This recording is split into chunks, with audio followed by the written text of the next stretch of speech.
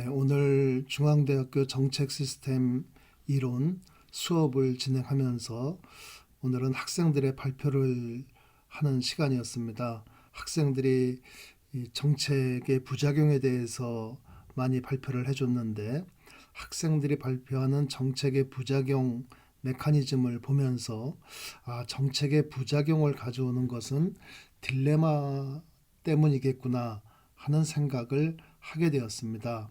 오늘 학생들이 주로 발표했던 정책 부작용은 문재인 정부 들어서 이제 최저임금을 인상을 하고 급격하게 인상을 하면 일용직 소득이 증가하고 일용직 소득이 증가하면은 이제 경기가 전반적으로 좋아질 것이다 하는 소득주도 성장에 대한 이제 정책 부작용을 이야기를 학생들이 많이 비판을 해줬습니다. 이제 특히 문재인 정부 들어서는 이 최저임금 인상을 거의 아주 열성적으로 했었죠. 최저임금을 10,000원까지 증가시키겠다는 것이 문재인 대통령의 공약이었었고, 그래서 문재인 정부 초반에 최저임금을 거의 16%까지도 인상할 만큼 아주 공격적으로 인상을 했었습니다. 그러다가 이제 지금에 와서는 정책의 부작용을 겪으면서 최저임금 인상을 거의 최소화시키는 정도로 이제 후퇴를 했고, 또 문재인 대통령은 급기야 최저임금 그러니까 시간당 10,000원은 불가능하다. 그래서 이제 대국민 사과까지도 했었습니다. 그래서 이 최저임금 인상이 일용직 소득을 증가시킨다라는 이 어떻게 보면 단순한 정책의 효과, 최저임금 인상의 효과를 보고선 기대하고 최저임금 인상을 강력하게 밀어붙였던 문재인 정부 초기의 정책이었습니다. 그런데 이제 이 딜레마하고 긴밀하게 정책의 부작용하고 정책의 딜레마가 긴밀하게 연결되어 있다는 것을 우리가 조금 생각해 보았으면 좋겠습니다. 예를 들어서 이 최저임금 인상은 일용직 소득을 증가시키는 효과가 있지만 최저임금 인상은 자영업자에게 타격을 줍니다. 이 일용직을 고용하고 있는 자영업자들에게 엄청난 타격을 주게 됩니다.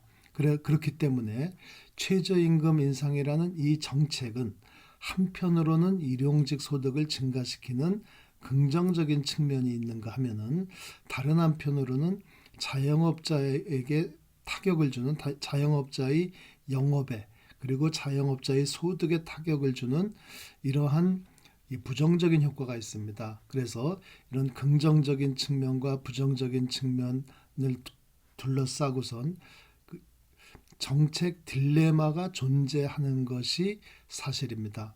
최저임금을 인상한다는 것 자체가. 그런데 문재인 정부에서는 이제 이러한 딜레마를 문재인 정부의 초기에는 거의 인지를 하지 못했던 것 같고, 혹은 인지를 했다고 하더라도 이러한 딜레마는 거의 무시가 되었습니다. 그래서 최저임금을 문재인 정부 초기에 1년에 16%씩 인상을 하고 그랬던 것입니다. 그런데 이러한 정책 딜레마가 이렇게 딜레마로서 끝나는 것이 아닙니다. 어떻게 되냐면은 오늘 우리 학생들이 발표했던 핵심적인 내용은 바로 이 부작용입니다. 최저임금 인상을 하면은 일용직 소득을 증가시키는 것은 맞지만은 최저임금을 인상하면은 자영업자에게 타격을 주는 이 딜레마가 존재한다는 것입니다. 그런데 자영업자가 타격을 받게 되면은 일용직들을 더 이상 고용할 수가 없기 때문에 차용하고 있던 일용직들을 해고하기 때문에 일용직 소득이 결과적으로는 줄어들게 된다는 것입니다. 이것이 바로 부작용입니다. 지금 이 정책의 구도를 우리가 잘 파악을 해야 되는데, 문재인 정부에서는 이것만 생각을 했던 것입니다. 최저임금 인상이 증가하면은 일용직 소득이 증가할 것이다. 그런데 사실 이것은 최저임금 인상은 정책 딜레마를 안고 있는 것입니다. 자영업자에게 다른 한편으로는 타격을 주기 때문에, 그리고 이 시간이 흐름에 따라서 자영업자에게 타격을 주면은 결국은 그 타격이 일용직 소득에도 직접적으로 영향을 주게 됩니다. 그것이 바로 정책의 부작용이죠. 정책의 딜레마를 무시하고 계속 최저임금 인상을 하게 되면은 결국은 정책의 부작용이 발생을 해서 일용직 소득이 오히려 감소하게 되는 그런 부작용이 발생을 하게 되는 것입니다. 그런데 그래서 이제 결국은 문재인 정부 초기에는 이 최저임금 인상을 급격하게 하다가 이 부작용이 너무 크기 때문에 일용직 소득이 오히려 감소하는 위기에 봉착하게 돼가지고 결국은 이 딜레마를 나중에 인식을 하게 되었죠. 그리고 또 그 인정을 하게 되었고, 그래서 결국은 이 최저임금 인상을 급격하게 올리는 정책, 그래서 문재인 대통령이 최저임금을 1만 원까지 올리겠다라고 했던 그 대통령 공약을 포기하기에 이르게 됩니다.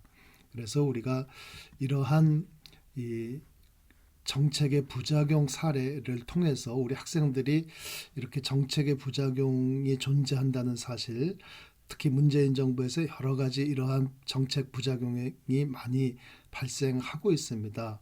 이 임대차 3법도 마찬가지고 여러 가지 정책 부작용이 발생하고 있는데, 이러한 정책의 부작용은 결국 왜 발생하느냐, 왜 문재인 정부에서 이렇게 정책 부작용이 많이 발생하느냐 하면은 결국 근본적으로는 정책 딜레마를 계속해서 무시하기 때문에 정책 부작용이 발생하는 거 아니겠는가 하는 그런 생각을 하게 됩니다.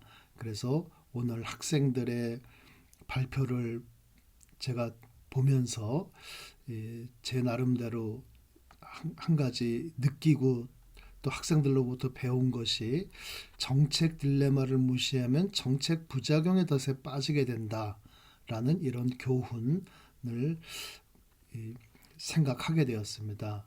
그래서 앞으로 정책을 하는 사람들은 이 정책 딜레마를 무시하면 안 되는 것이고, 그런데 또 정책 딜레마를 무시하고 정책을 무리하게 추진을 하게 되면은 이 딜레마의 종국적인 결과, 결국 정책의 부작용으로 인해서 처음에 기대했던 그런 정책의 효과까지도 다 상실하게 돼버린다. 그래서 결국은 시스템 전체가 어려워지게 된다라는 것입니다. 그래서 오늘은 오늘 제가 학생들과 함께 발표하면서 이 정책 딜레마는, 정책 부작용은 결국 정책 딜레마로부터 발생되는 것이다. 그리고 이 정책 딜레마를 인정할 때만이 정책 부작용을 사전에 방지할 수 있다라는 교훈을 얻었습니다.